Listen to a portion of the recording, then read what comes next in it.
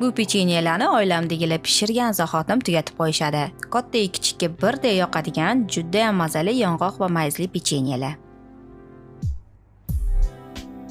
Demak, birinchi bo'lib idishga yumshoq 120 gram sariyog' solamiz.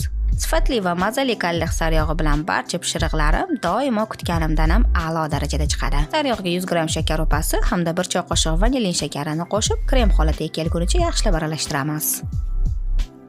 Ketidan xona haroratidagi 100 gram yog'li smetana bilan 1 dona tuxumni ham qo'shaveramiz.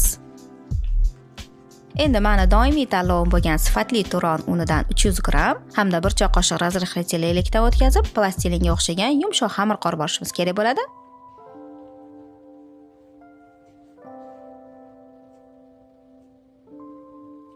Tayyor xamirni bir xil ikki zuvalaga bo'lib, usti yopiq holda sovutgichda yarim soat tinish uchun qoldiramiz.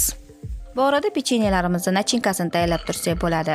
Buning uchun 150 gramdan yuvilgan yong'oq bilan mayizlarni maydalab to'g'rab olishimiz kerak. To'g'ralgan yong'oq va mayizga 2 dona tuxum oqini qo'shib, yaxshilab aralashtiramiz. Shu bilan nachinka tayyor. Tingan xamirni unlangan stolda 30 ga 36 sm kattalikda ochamiz.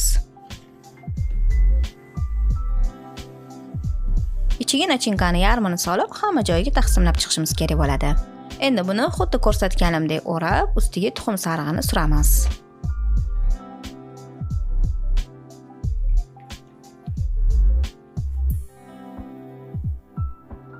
Har bir pechenyelarni men 3,5 cm dan o'lchab kesib chiqdim.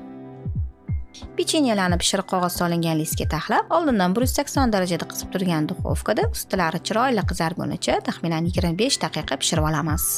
Ko'rib turganingizdek, tayyorlanishi qiyin emas, mazasiga keladigan bo'lsa, juda mazali, yumshoq og'izda uvidalanadigan yong'oq va mayiz uyg'unligi bilan esa vobshe zo'r.